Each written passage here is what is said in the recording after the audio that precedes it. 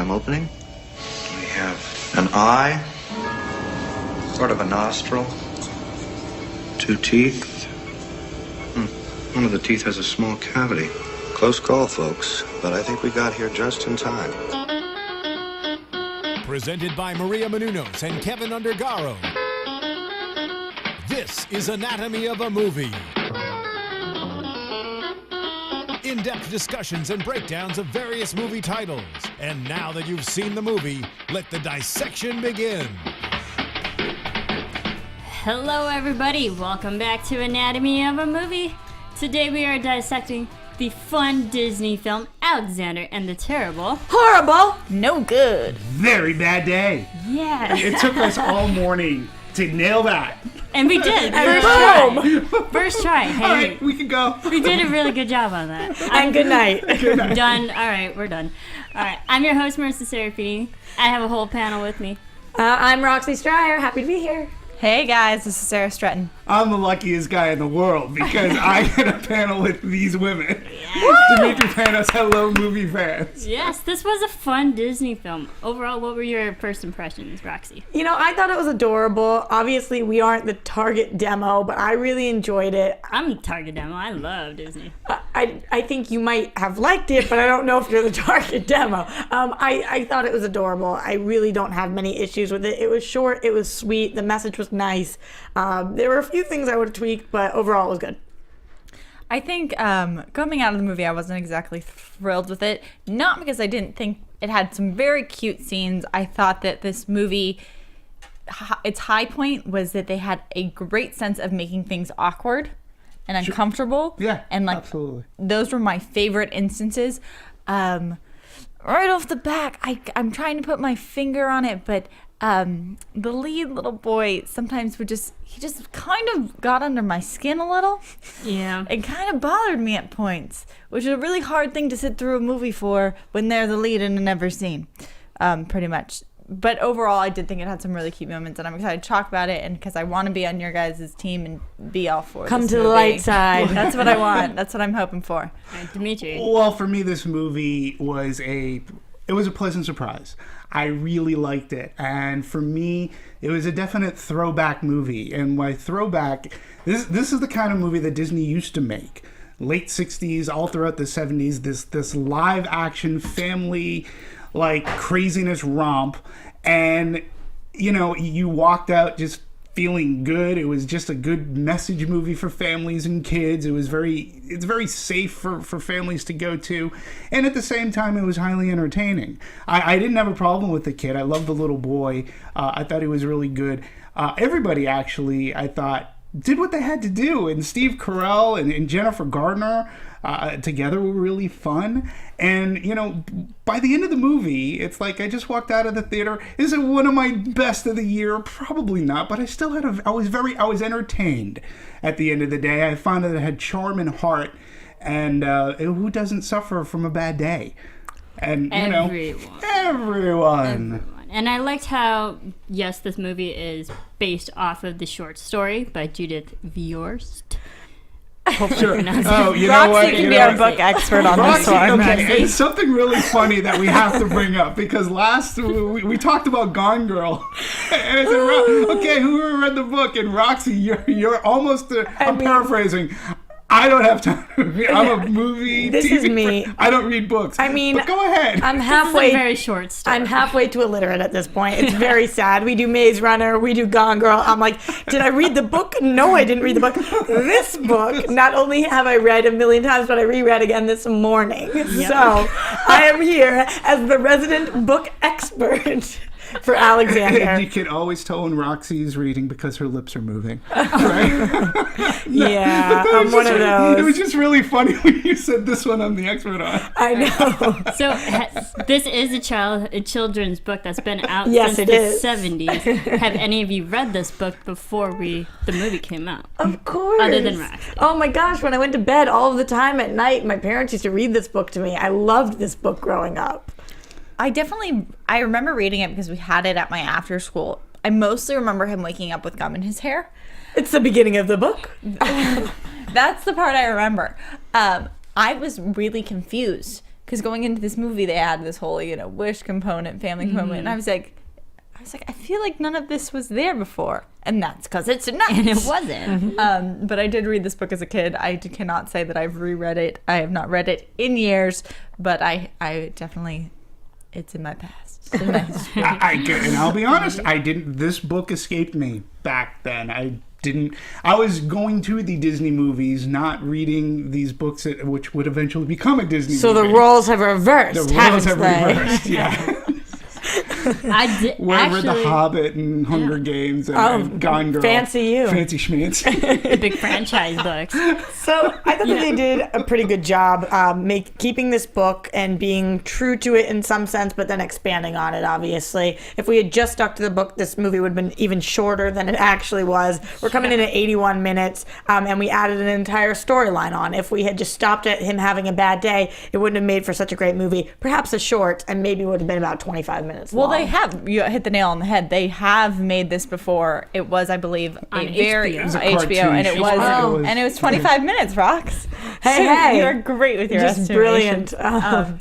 So this has been made, but this was a whole new, vamped up version to really make it character driven, family driven, instead of just centered on just one kid. Yeah, they stuck with the gum in the hair. They stuck with the best friend who ends up having another best friend. Right. Pretty much that was about, he had siblings in it, and he had this obsession with Australia. He kept saying in the book, it was like, maybe I'll just go live in Australia. He said it about 4 times. So I like that they added that aspect. Obviously, How his ironic, parents- too, that Yeah. the lead actor is It's from Australia. Yeah. Do you think it's That's ironic, or totally do you think planned. that it had something to do with the casting? Do you think they were like, "Ooh, this No, is actually, it it was is. I coincidental think because- it was totally coincidental. I mean, irony in the fact that they made this movie and the lead's from Australia. Yeah, and the director, Miguel Arteta, he said that when he was casting for the lead role, he didn't really want Hollywood kids who grew up in this area who's like tainted by Hollywood. That, I mean, I know that sounds terrible, but he wanted a kid who was genuine and authentic and have heart. I don't think that sounds terrible. Yeah. Yeah, and he said when he was auditioning kids from Hollywood,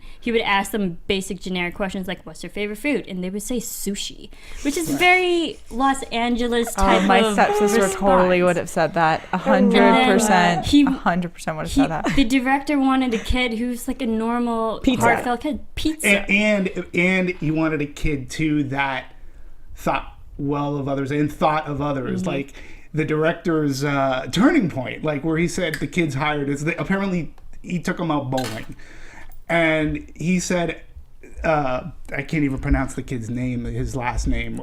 Ed. Obenbold. Oxenbold. Apparently, I'm looking at it and I can't say it. yeah. She can read, we swear. Isn't that nice? So Love you. no, so the director took the kids out bowling, and he goes, I pretty much hired him on. He would cheer when anybody else knocked down a pin. Like if anybody else knocked down a pin, he'd be yeah, and he goes, that's the kid that I wanted. He goes, I wanted a kid who would think well of others, and he goes, he was perfect. So I think that bowling was his, was his barometer. I feel like I need to. I already mentioned my feelings towards Ed's portrayal of this character, and I will say that I think he did a fantastic job with getting rid of his accent. Most people I don't think would know that. Also, I think that it does read that he has a heart and that he cares. And listening to him speak, he has so much energy, and he seems like he'd be fun to work with. And I think that the scenes he nailed were actually some of the harder scenes. I thought those ones, I was like, oh, I can see why they cast him. I could see how he could pull out a really strong audition. And he is interesting to watch on camera. Where he lost it for me is a lot of times on like the very simple scenes, or like when he had a lot of interactions with Becky. Oh, okay. And those moments were just like escaping me and didn't feel as just natural everything. But he did so well with I almost like the quote unquote like tougher material. Can of you the put script. your finger on, you said less natural, but was it like a facial expression he was making in those scenes, or just kind of forced? I would have to rewatch it. But it was something that it pulled me out. I would say when that something wasn't drastically happening, when it wasn't really high energy. I would agree. Like, I mean, I think the girl that played Becky too. I see Sydney what you're Fulmer. saying, Sydney Fulmer. And again, not that she did a bad job, but I think that their chemistry together, compared to everybody else, was for want of not being insulting to kids. I think that those two's chemistry wasn't the strongest compared to the chemistry that everybody else had with each other. I agree, and I think it also kind of goes with the casting. Ed himself, he is a short, little, a young man. I mean, because he is only 12, I believe, in this film. And then when we cast a girl opposite him who's so much taller than he was, even physically, I don't even think they were on the same level. Which really helped with the pairing wasn't right. I felt like she was the older girl he didn't have a shot with kind of thing when I was watching this. It doesn't have to do with their looks per se. It's more their attitude. I wanted her to be a little mousy, a little shy, or a little like wispier. I don't know. She was just seemed so not into it sometimes. So I will agree with those moments. They weren't quite there for me. But then again, in the end, we're talking about a romantic comedy. Yeah, exactly. So it didn't really matter. But I am curious about that audition process and whether he was cast and then she was brought in, and if they saw the chemistry or whether they were just like, these are two talented kids. She didn't go bowling. It's just like they could. I don't know. It's just they can count. Maybe my expectations are too high. I watched My Girl recently, So it's such a great film. Yeah. Maybe I'm just A more too serious enamored. film. Yes. On the other hand, Right, but the chemistry in that film was much more important. Yeah. Sure. Which and it was then more in this- focused yeah. on No. just those two. Yeah. So I just want to clear it up, though. It was hard for me to watch, but I do think that he's a really sweet kid, and I can totally see why he was hired. And again, I'll point to a scene that had the both of them together, but it still worked. It was hysterical as to see where he sets the chemistry lab on fire. That scene was done really funny. And I think as a director, Miguel Arteta, first off, he breaks like some of the cardinal rules of like film. You never film with animals, never film with children, never. And he did it all in this, and he was able to contain it in an 81-minute movie.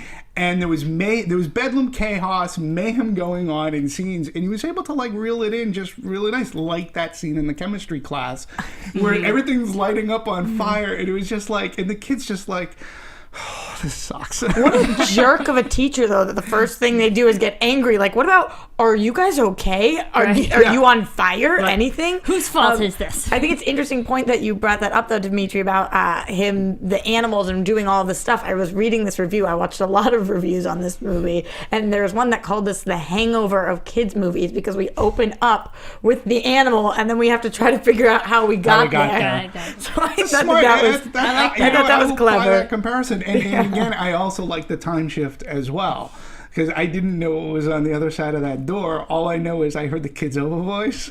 You see this car pulling in, and like this family just comes out, and they're like beat, and they open the door, and it's like, hey, it's 24 hours earlier. Yeah, absolutely. I liked it. I liked how they add the non-linear aspect to it. Yeah, and going back to the Disney throwback, I mean, you look at movies like Freaky Friday.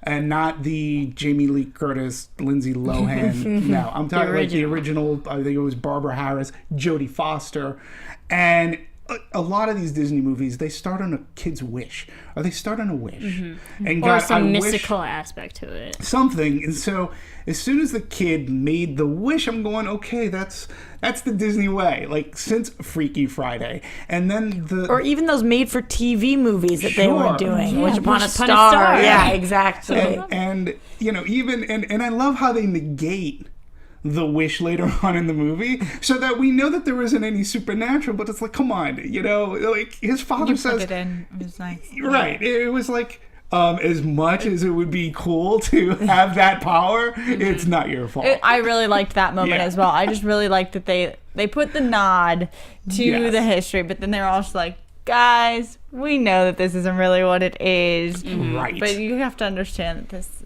is part of the Disney magic. So and and then of course putting Dick Van Dyke in the movie. I mean, Chimney Mary. is angry. Okay, so you get Mary Poppins, but people also forget that he was in a another magical popular movie. He was in another popular Disney flick, like family movie called Lieutenant Robinson Crusoe USN, which was just a retelling of Robinson Crusoe, and he was great in that movie, and he's had such a history with Disney that he still loves to this day. So getting him to do the movie, that like capped it off for me. And I was surprised when we actually saw him. Same here. I was surprised. I was thinking they were just going to kind of allude to him a bunch of times. And then when he showed up, I was like, oh. And then when he read... we went there. And then when he read the took book. a dump in his head. And then he dumped it. I loved that. And I was like, I'd get that book. That's like everybody poops. I know. I was just A thinking one that hump too. camel makes a one hump poop. I read that book as a Two kid. hump camel making two humps. Yeah, exactly. Another book you read. It's still above my toilet right now. No joke. Sarah can attest to that. I can attest to that. That is an actual fact. Hey, Just saying. So we know you've read 2 books. So go ahead and take that dump. Take that dump. In the pool. And that was a funny scene. On the bed. On the bed, on your head. I'm surprised they took it that far, though. Yes, it was funny, but to have someone as iconic as Dick Van Dyke read something as crazy and absurd as that, Yeah. I'm surprised Disney took it that far. I think that he agreed. He gets it. They got it. Yeah. Because it's funny that you say that, because another thing that the director was brought up to the director about. There's the scene in the car with Jennifer Gardner. The penis scene. The penis. The And she's penis like, I've scene. seen all your penises. I here." love And that. I was like, oh wow, that's okay. We're In a 2014 Disney in a Disney movie, but it was done in a way.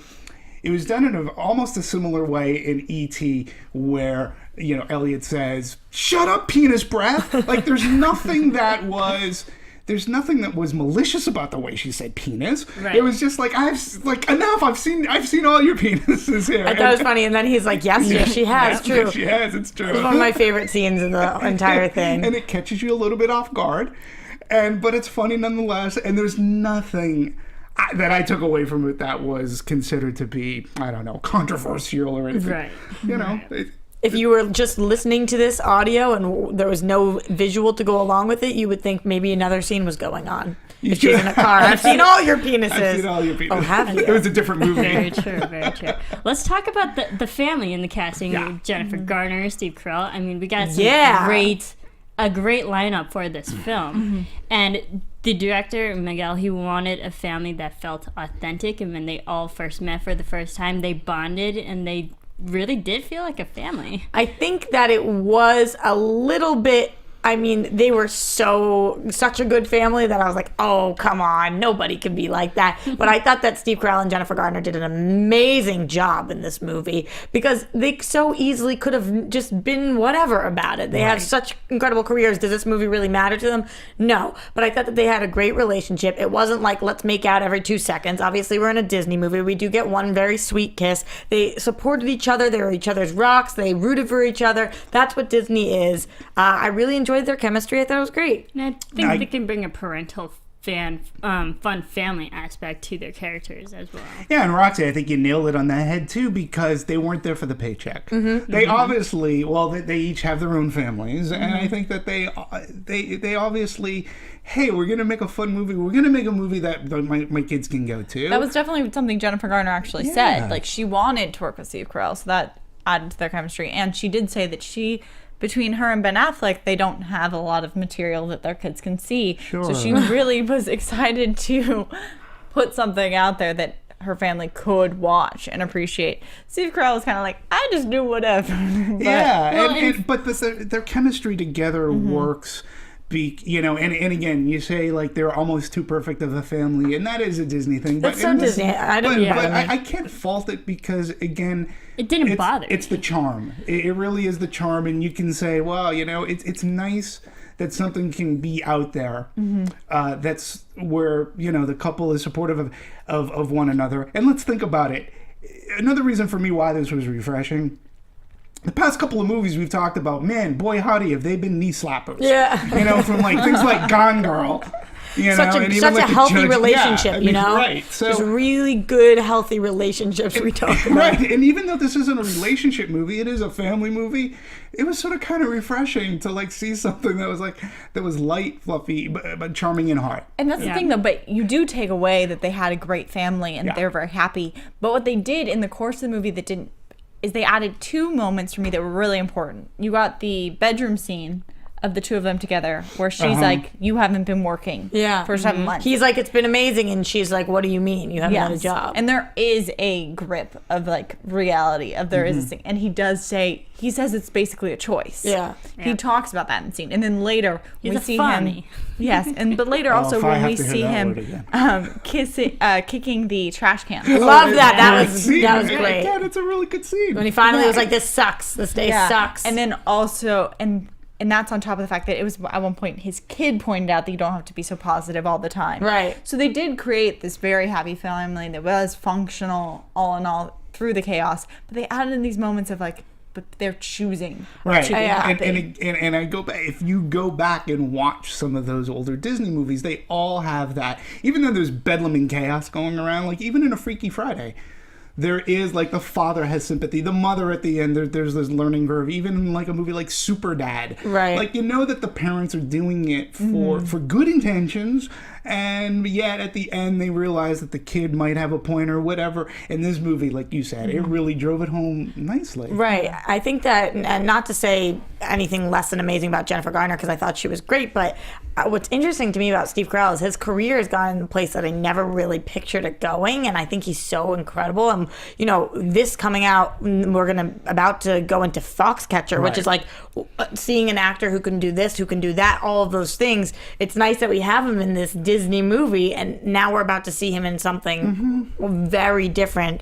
I think he's really talented, and people might have underestimated him at first that he was capable of such a wide range. Yeah, for me, Little Miss Sunshine turned things around a lot, but he's very funny in that way. He can go from a very raunchy film such as 40-Year-Old Virgin to, and he even did Evan Almighty a few years ago, which was a very family-oriented Disney film. Yep. So, and to have another movie like that, it's great for his career, and it really shows his versatility as an actor. Absolutely. And as a comedian actor. And he even has other films that he played the dramatic roles. So I think he really great in that aspect. And we know Jennifer Garner can do no wrong. And if I can say regarding Jennifer Garner, if she's watching, well, awesome. But look, I'm going to be flat out honest. I was never a fan.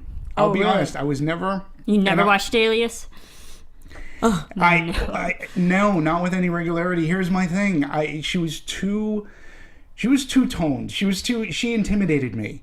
Like in this movie or no. But back in like the Alias days, any woman that could I could see kick your ass, physically beat me up, yeah. But she looked physical. Like she had muscles, and that wasn't attractive to me. I will say, as she's gotten older, she's become quite charming and more appealing to me. And because I didn't watch. You felt like she was too cold? Yeah, there was just something about her, even when she was in Felicity, because I think she was in Felicity for a little bit too. There was just something about her that wasn't appealing to me. As she's gotten older, maybe the movie roles that she's taken, she's become more attractive and appealing as an actress. And when I see her in a movie like this, or even The Odd Life of Timothy Green, yeah, she was adorable in that too. Yeah, I just okay, I misjudged. So she's winning me over slowly and surely, and I really enjoyed seeing her in this movie. I thought she was a lot of fun. I've always been a big fan of Jennifer Garner from Alias. Because you love women who can kick other people's butts. I love strong female leads. I do too. They're awesome. They're people to look forward to and inspirational. But I was watching Buffy the Vampire Slayer. Same here. And to me, I would rather go Sarah the Buffy route than, I don't know, there was just something about Jen Gardner. She seemed a little harsh. But that's all. But she's changed my viewpoint. Thought about maybe because she had children. Perhaps. Maybe more nurturing aspect. Let's talk more about the kids in this film. I thought they all played great parts too. Other than, we talked a little bit about Ed Oxenbould, but let's talk about... Sarah talked a lot about Ed, but I know that Demetri really liked Ed, so I just wanted to give him a chance to say that. Well, no, well, I did like him because there was something about him. He had a spunk.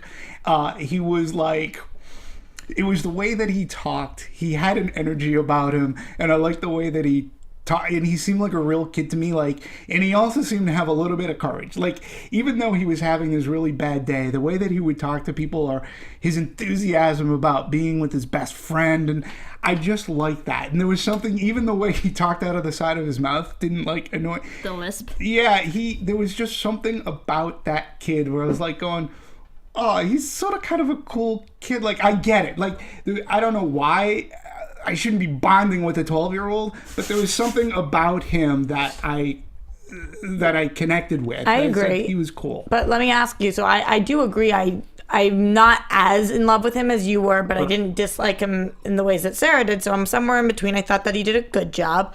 What else could you see him playing, is my question. What else would he be cast playing? The Like boy genius. A boy genius, a geek, a nerd kind of a character. Just The awkward underdog that you root for. Okay. I could see him as like if you're gonna redo, not that he. Well, you know what? It's funny that I just thought about this because I was thinking, God, if you were going to bring back the Goonies, that's Sean Astin's son. I really hope that we're never remaking the Goonies. No. It's so I'm not saying remaking Goonies it. No, I'm not saying No, remaking no, it. no, They're not supposed to be remaking the I also Goonies. don't agree with that. I love the Goonies, and I don't see him as his son. Oh, I see him as Mikey's son. I mean, like, I was thinking, like, because the whole process, they're not going to, from what I understand, the whole thing is not to remake the Goonies, but to get the original cast back in one way, shape, or form.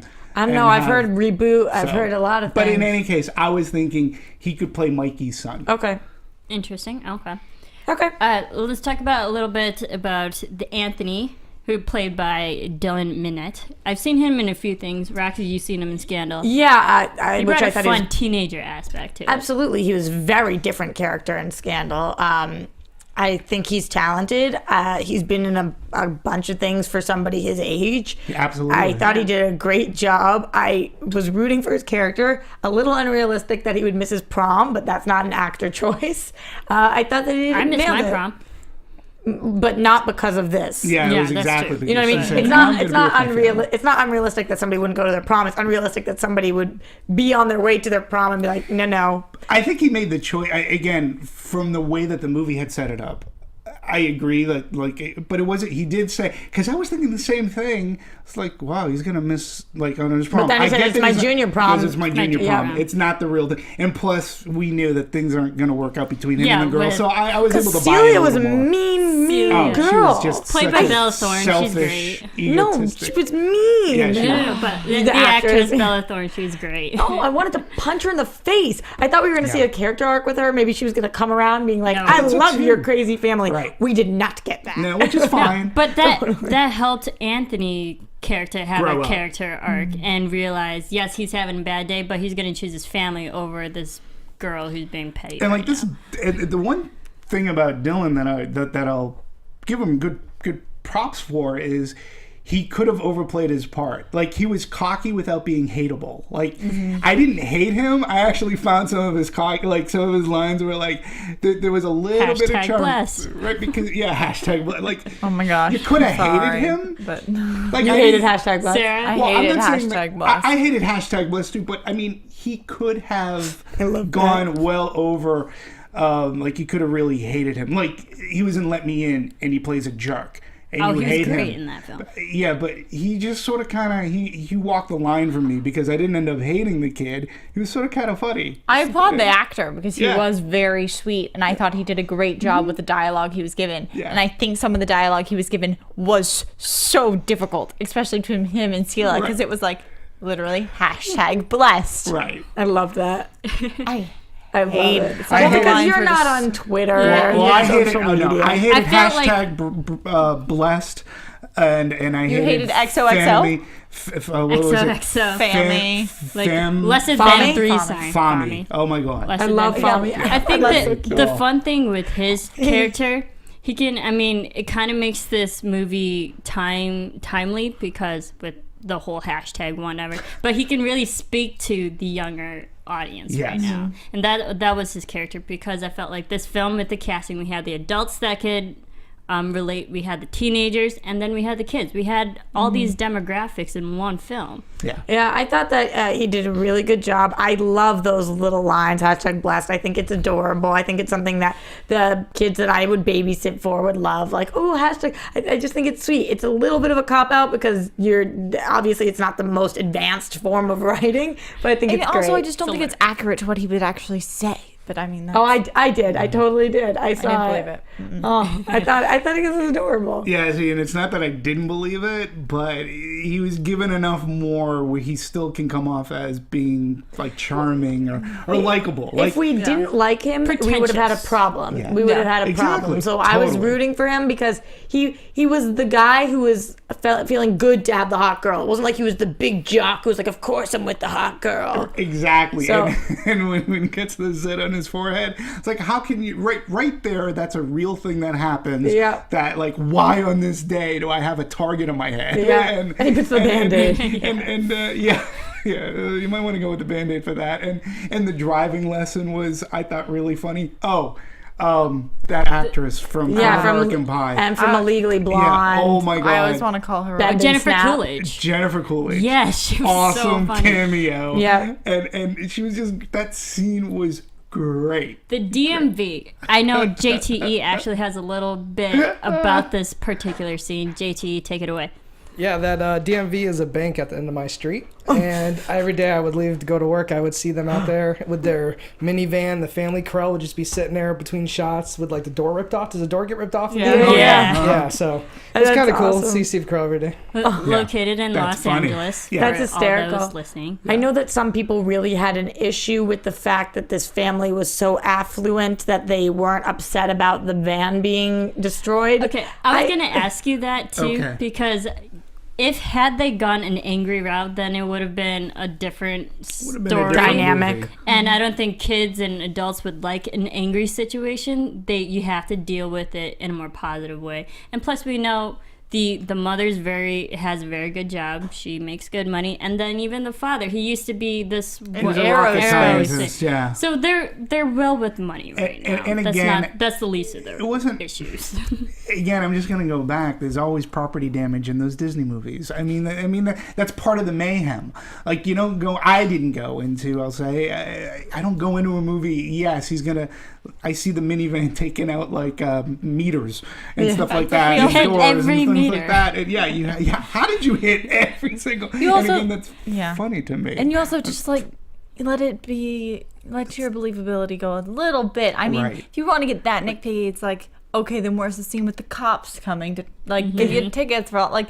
There's a agree. whole bunch that like would have to actually happen if you did have that big of a car wreck. Yeah. Like that it was that extreme. It would have gone. So it's a Disney movie. Right. It's supposed to be funny. Like, Let's take it you there do for have to 1 let it go. second. So say that this movie, instead he gets in this, the cops come, the parents disown him, they throw him out of the house. Like what good is that? So it baffles me that people were really upset about that, Right. because what on earth was this movie supposed to do? Yeah, and I would argue that then you've never seen this type of movie before, because it really isn't about, there's got to be a little bit of that chaos in there, because it's funny. But then again, the father does say, "Did you have to hit every? Like, how did you hit every single?" And they watched it all play out. It's more baffled. And That it's feeling of also like what? the vehicle itself had a bad day. It started off with the battery dead, and then it went through the whole DMV Dude, test. the vehicle was a And, like, character for exactly. sure. Oh, The yeah, vehicle was a absolutely. character Yeah. itself, and so that was having a bad day. yeah, Just add Poor more poor to it. minivan. Or, Oh. yeah. So and I liked Karis Dorsey. We didn't even talk about her. I loved her She Peter was Pan great. performance. Oh my God, that was I awesome. loved her Peter Pan performance. Oh, you mean when she was high off the meds? Yes. Cough syrup. Yep. Cough syrup. Great. Wish I was there Stellar. seeing it in the audience and would have given it a standing ovation. It was awesome. Oh, I love the brother again. That's what I was gonna say. You nailed it. He was He so believes it. proud of her. Oh, he believes it. Oh, he He thinks she knocked it out of the park. Like we had seen that on Broadway. She nailed it. Best You performance nailed it. ever. High five. That was awesome. And it wasn't an insult. No. He truly, honestly felt. I thought that was the best thing he great. saw. I thought her performance was awesome. I think she's very talented. There was a couple moments where I just realized that she was on point. One of them was when they pulled up to the house and we saw it at the beginning, then we saw it again after everything had happened. And just the way she kind of like was smiling to herself like, oh, this is, I don't know, it just, if you watch her facial expressions through the movie, I thought that she was really on point in a way you wouldn't expect. She was really good. And then, the Peter Pan performance leads up to, the vomiting scene, which leads up to the punchline. You have good aim. Always willing to take a bow. When did she start to eating carrots? Right. Yeah.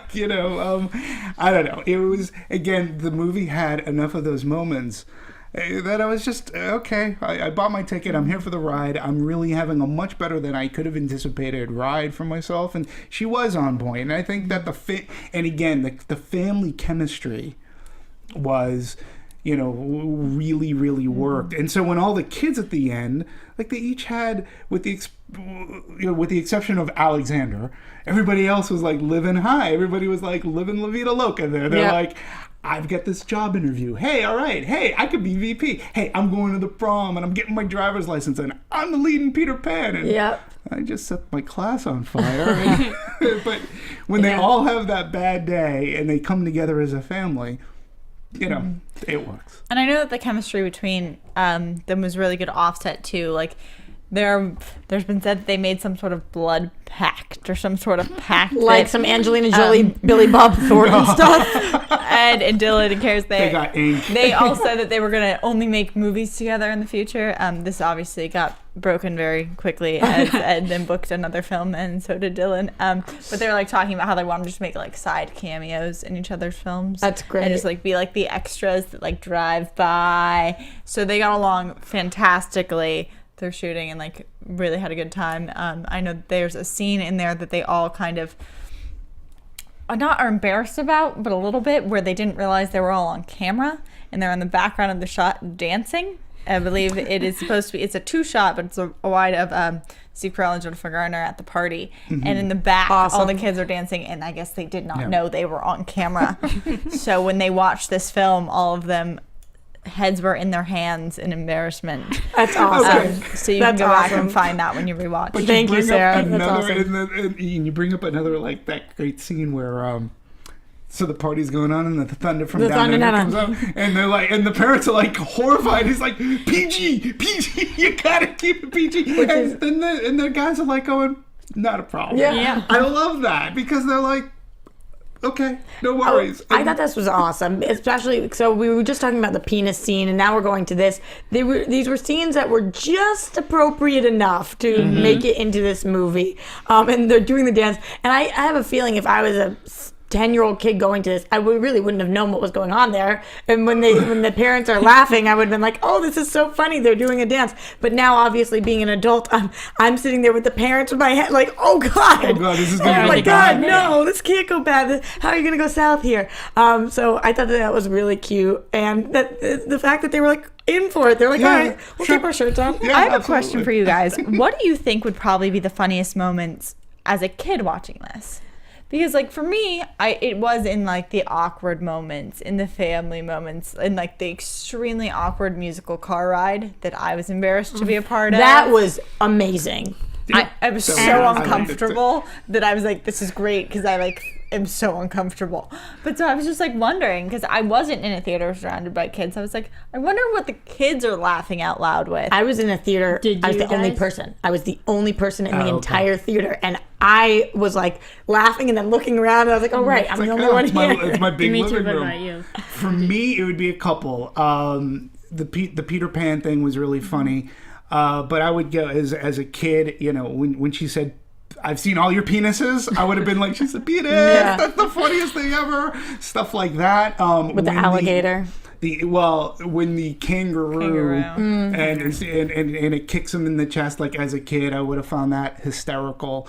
Any of the slapstick. The catching on fire. Yeah, I love the slapstick. Like any of the zany slapstick stuff, because as a kid, that's one of the reasons why I saw like the computer wore tennis shoes are the strongest men in the world is because of that. I loved when Hydrate. Alexander like tripped over that one thing in the Sprinkler? yard. Yeah, the sprinkler. Yeah. Like, seriously, And he fell on his face. I always laugh at that. The music 'cause was playing and then it physical- stops. Yeah, boom. I definitely would. I laughed out loud at that. I thought that was funny. I would have definitely thought as a kid that the funniest moment was Jennifer Gardner on the bike, and she's like she's riding the bike and she's trying to get off the bike, and she runs in and trying to tell that kind of thing was really funny to me. I still thought it was funny, but The audience that I was in, because I'm always surrounded by people, everyone laughed at the Peter Pan musical and her just flying around like a crazy person on the throwing out corner. the confetti or the And stick just that was- being part of musical productions and to actually witness something like that would be hysterical. oh yeah. Hysterical. Oh yeah. I just honestly, how do I pay for my old middle school or high school to do that production like Yep. that? Yeah. That's what I want. That's all I want. When your lead actor just went completely off cough books. syrup. Hey, do you feel sick? Have some cough syrup. I'm gonna start doing that. I'm just gonna go around town with cough syrup. Cough Like syrup. the best, worst Just kidding. performance. You nailed it. I love it. But The scene. Oh, actually, the scene in the scene at the Japanese restaurant too. Yes. I would have laughed at Yes, that. that's what we're talking about, lighting himself on fire. Still have arms. Yeah, still have, but putting his arms in the, putting his arms in the big fish tank, which I thought was going to be filled with like piranha or something. Yeah, me too. But I'm glad they didn't go there. But it's still. That whole scene played funny, and had I not been a Seinfeld fan, the puffy shirt, like to me that was a direct homage to the puffy shirt episode of Seinfeld where he had to wear a pirate shirt, and he shows up to the interview with that, and I don't know, Let's- just like It's kind of cool. let's talk a little bit about the cameos. Megan Mullally. Yeah. Right. Love her. She's Will Grace. awesome. Yeah, obviously. She's freaking hysterical, and I loved how she played a mean boss in this film. And her Very hair, fun. which What was was with the hair? outrageous.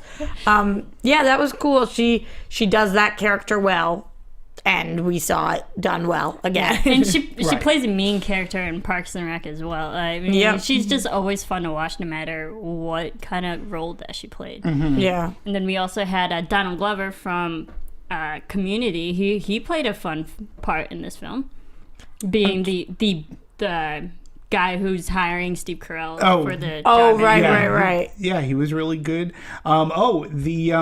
The drama professor. That's what I'm trying to find his character Yeah. name. Yeah, he's definitely. He was from Pacific Rim.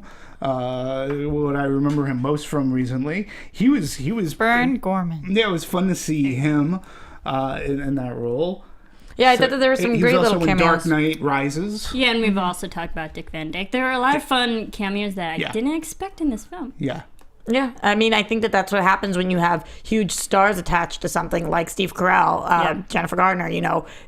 I noticed that with all of these people. I really think that they just call their buddies and they're like, "Hey, want to pop in for this? Hey, how do you feel about coming in for this?" And once you know that somebody's attached to a project like that, people are more willing to drop in for cameos.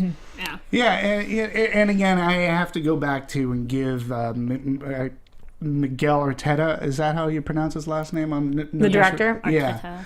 So I thought he did a really good job. And all things considered, like the various stages that this movie has been through, the book came out in 1973, I believe. And it's taken this long for it to be a film, and it went through various stages. They had And a different director directors, even attached. Lisa Cholodenko, who Yeah. did The kids are alright. The Kids Are Alright. Yeah. She was originally attached to this film, and And they pick a guy that does Chuck and Buck, and talk about an awkward, can be uncomfortable movie. To have all these pieces fall into place the way that they did, and then have it be a Disney movie. Alan Horn, the new head of Disney, and even Miguel had said, yeah, they actually do admit that we wanted to go back. Because those movies, like I grew up watching as a kid, and we wanted that innocence, and we wanted to have the energy that those movies had. And I really think that they brought together a great crew of people. Yep. I think with their actors and actresses. I think it was bright. I think it was family oriented. I think that this must have been a very fun set to be on. A part of it really does seem collaborative, and that people really just cared and wanted to have a good time. When we found out earlier today that they used some of their actors on their soundtrack, I was really surprised at first, but now that I'm thinking about it, I do feel like it really does fit this movie. I think that just shows how it was made.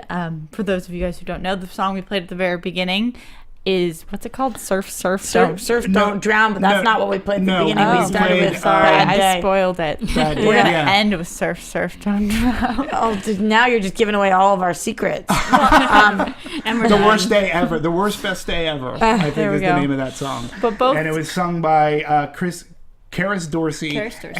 and her I'm gonna say sister, which was really fun. And then when we wrap up, we have song from Dylan. Minette has his own band. Yeah, and then bringing those into the movie, to the atmosphere, just like, I feel like that's such a very family-friendly Disney thing to do. Right, of course, we see a lot of Disney stars that also become musically sing. gifted. Yeah, that That's can like sing. And a prerequisite to be hired for Disney. You have to be able to sing. I mean, let's just start with Hannah Montana, or Sure. they're always doing Even things before like this. Hannah Montana. Yeah, of course. I'm just giving an example, but Yeah. I'm saying that they do it all of the time. I'm not shocked at all that they did it, but it is very nice to have a production support their actors. Yeah. I was and- surprised with Karis Dorsey. I didn't know she could sing. And then when she sang a little bit in this film, rehearsing for her role, I was like, she has a great voice. And then knowing that she's actually part of a band and they used her music. I was like, And then yes. Demetri told us. Yeah, well, she's in Moneyball. She plays Brad Pitt's or Billy Bean's daughter, and she had sings an the song at the acoustic very song. and she sings that song as well. I had forgotten that she was in Moneyball, and but it was like, oh, okay, so she can sing too. I didn't know that the cast was so heavily involved with the soundtrack, but I agree with you in doing the family like. If a family is going to research or find that out, I think it's good for the kids. And, yeah. She's good, man. She is She's good. been in a lot I of stuff agree. between Moneyball. People most recently know her for Ray Donovan, being on Brothers and Sisters, all that stuff. She's been in a lot of stuff. I'm thinking she's really gonna be something. She has a She already is something. yeah, But she has a great career and it's only about to go Yeah. up and up. yeah. So we should talk. I mean, we can talk a little bit about, like, from what I understand, production. It was about 40 days to shoot, which for this movie, not too bad. Not bad at all. You're looking at a total budget of P&A for $60 million. The actual production budget is around 28. So for a Disney movie, 28 million when you have Jennifer Garner and Steve Carell. It's, Yeah. exactly. Again, You they're know. not in it for the paycheck. Yeah, so it opened up number 3 at the box office, but it did 18.3 million. So, and again, when you're thinking about it, how many live action family movies are there out there? I mean, I can't. I feel like we get We're at least about to get a one big every wave of like more family movies when we get Big Hero 6 coming out. Yeah, but that's animated. I Yeah, mean, like a animated, good like live real action. life. A lot of them today because Dolphin Tale. Dolphin. Yeah. That's true. No, you're right. No, I mean Tale? you're right about Dolphin Tale 2. But yes, but it's 2. just nice to see something like this. And 18.3 isn't that bad. It's done so far estimated about 25 million domestically, not too shabby, and about 27 million worldwide. So Do you think Not it's too gonna make back its money? yeah, I mean, Definitely. I think it'll make back its money, and then on the ancillary markets, I think it's a movie that'll continue to play out. How about the ratings? What are the So we're on Rotten Tomatoes, and we've got a 64 for, and then a 69 for audience score, right, which pretty is consistent. pretty. Yeah, it didn't splat. It's Being also it's- the people most likely rating aren't. or adults, yeah, kids. absolutely. And most likely the people who are going on giving audience scores are also not children. I think that it did decently. I think it did exactly what it should have done. Yeah, I mean, Maybe I would have again, given it up to a 70, but Well, I it would dropped give it in 2 the points 60s. because when I did my notes, it was at 66%. But its cinema score was an A-, which means when you're polling the people coming out, and that I'm sure the people polling are not just polling adults, they're Right, polling of kids. course. So an A- is actually really. A studio good. looks at it as being very good because Pretty they good. feel it will perpetuate some good word of mouth. So I didn't see it on the weekend. I saw it yesterday afternoon, and I expected to be alone, but a couple of families ended up coming in. I was like, oh, so you played hooky to take your kids to this? I said, okay. That's adorable. Great. I'm not gonna. good parents? Yeah. Miss Resident Book Expert. yes, yes. Watch me watch this. Being that you read the book, do you feel like the movie had the same theme and the same message as what you got out of the original story? Not exactly, to be honest, but I think that that's okay. This wasn't something that you really need to stick to, but at the end of the book, he's kind of like, my parents tell me that everybody has bad days, even in Australia, which is, I guess, a little different because in the movie we have the whole I wish this upon you, and I think he's probably wishing he didn't wish that upon his family, which is a whole different message, not wishing negativity upon other people because that you love them, which we didn't get in the book at all. But overall, I think that they were both really cute, and they both started in similar ways with the gum in their hair. Yeah. Were you... Being this is a short story and they had to add more for the storytelling and padding of everything, were you upset with any changes that they made from the book to the film? No, not really. The sibling situation was a little different. I thought they could have added some more hints in of the book, just talking about who the teachers' names and different locations or different illustrations. I thought maybe they could have added in a couple more nods to the book. There could have been a couple more Easter eggs. Yeah, Easter eggs, exactly, which there were some, but there weren't a million. But other than that, no, I wasn't upset about things. Okay. Now, thank you for asking. Yes. Well, you are the resident book expert. I have another question for you that you should all ponder. When you're having a terrible, horrible, no good, very bad day, what do you do to get over that? Or what do you do to make yourself happy? So much chocolate. So much chocolate. Sometimes you're in the horrible, miserable, terrible day kind of mode, and you're like, I'm just gonna feed into this, and I'm gonna eat, and I'm gonna sit and listen to sad music, whatever. And sometimes you're in that mood, and you're like, no, this isn't gonna get me down. So it all depends. Depends on what kind of horrible, miserable, terrible, awful, dreadful day you're having. Dimitri, go ahead. No, or Sarah? No, I will go. Ladies first. All I right. think that I have a couple. They asked these questions a lot in like the junkets for the actors as well, and it was very much about how you have to find your own remedy or what's going to pull you out of it. And for me, like, I do say eating, but like I will make myself a really good meal, or I will go get something that I really like and like maybe wouldn't spend the money on a normal steak, but I'm gonna go get myself a steak, potatoes, and dessert, and it's gonna be great. Chocolate. I do. Chocolate. I will. When I'm having a really bad day, sometimes I'll spoil myself. I also, the singing very loud in the car really works really well for me. Drown out your own thoughts. Yep. A nice drive. Live in California, living close to the beach is always a good outlet. Dimitri. Well, for me, I'll go back when living in Massachusetts, growing up in Peabody. Whenever there was, thank you for all you Massachusetts out there, and people who know Peabody, and it's pronounced Peabody, not Peabody. Screw all you Peabody people. No anyway, okay. But in any case, for me, there was a great ice cream place called Russ Treadwell's in Peabody, and it was a banana split. A banana split could do it. And today, it's still ice cream, but it's got to be like good ice cream, which is hard to find out here. I'm talking above and beyond Baskin Robbins and Cold Stone. Yeah. Like it's tough. Even Jennifer Garner said when she's having a bad day, her family just drops everything and eats ice cream. Yeah. I watch blooper reels from films, television. It's something about laughing and releasing those endorphins and being able to laugh and smile. It gets you out of that funk, and physically it makes you feel better. Well, then let me take your question one more step. Is there a movie that each of you watch that can put you in a better mood? Oh yeah, that'll always absolutely. make you laugh.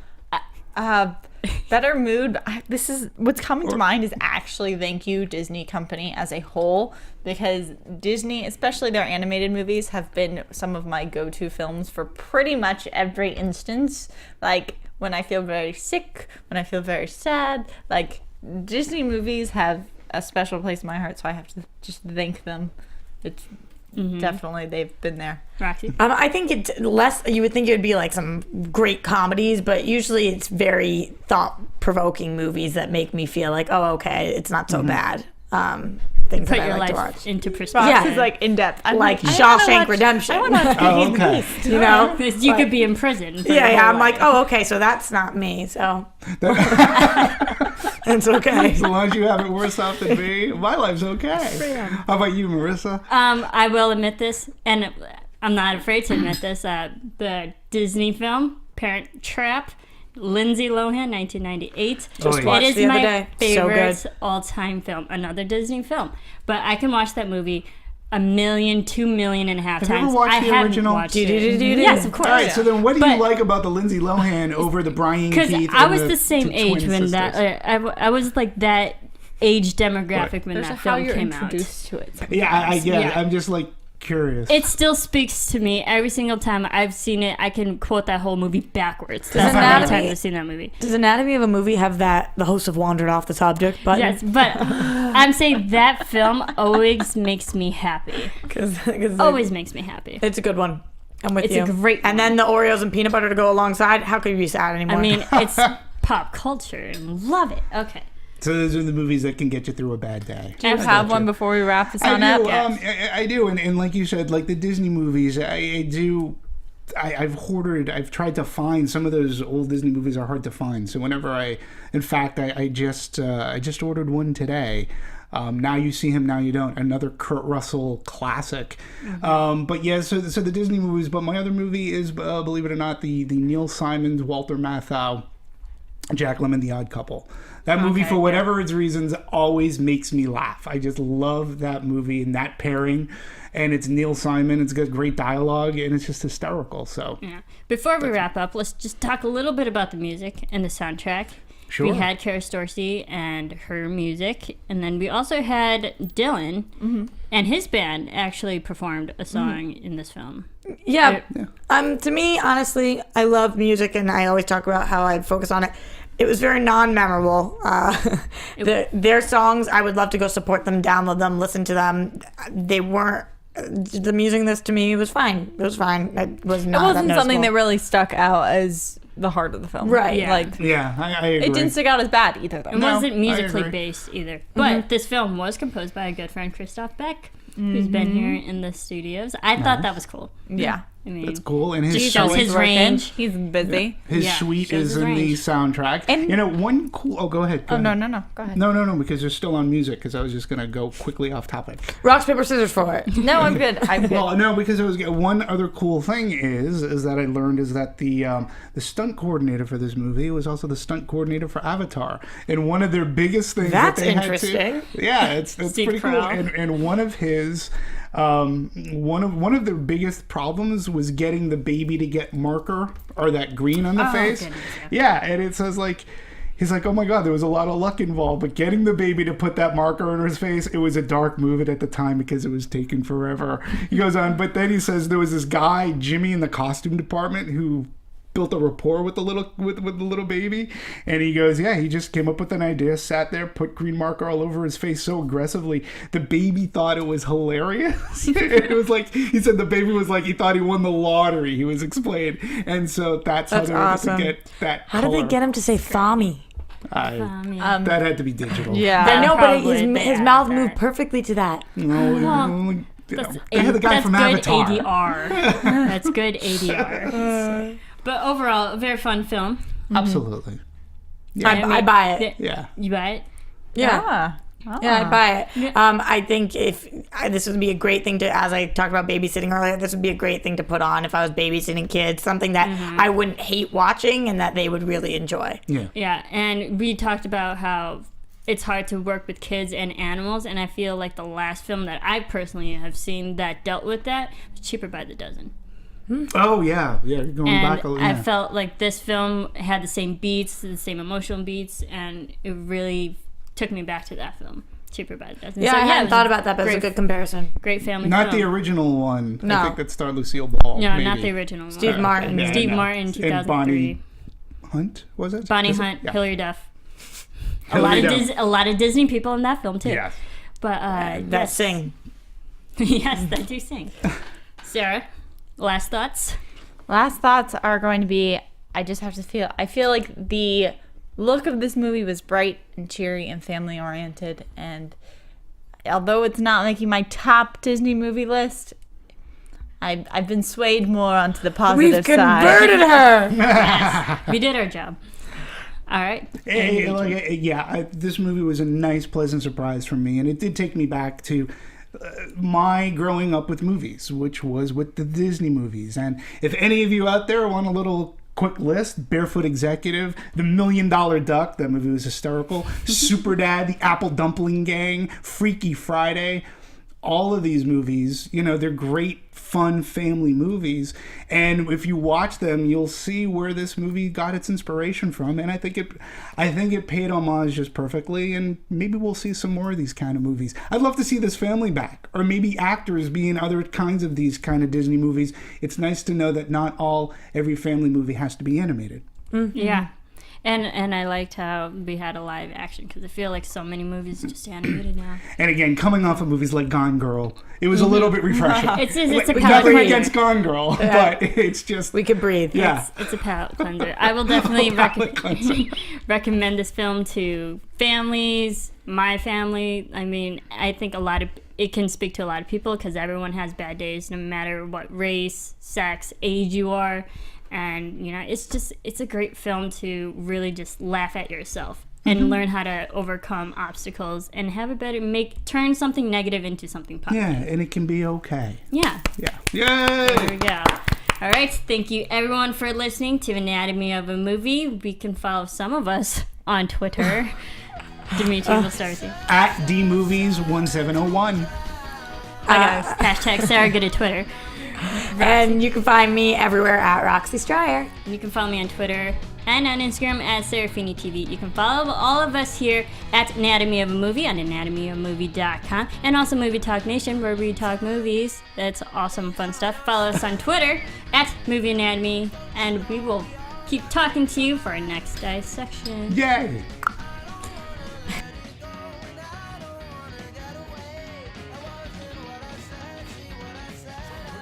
Maria Menounos, Kevin Undergaro, Phil Svitek, and the rest of the Anatomy of a Movie staff. We would like to thank you for listening and subscribing to the show. If you have any questions or comments, feel free to email or tweet us. I'm Sir Richard Wentworth, and this has been Anatomy of a Movie.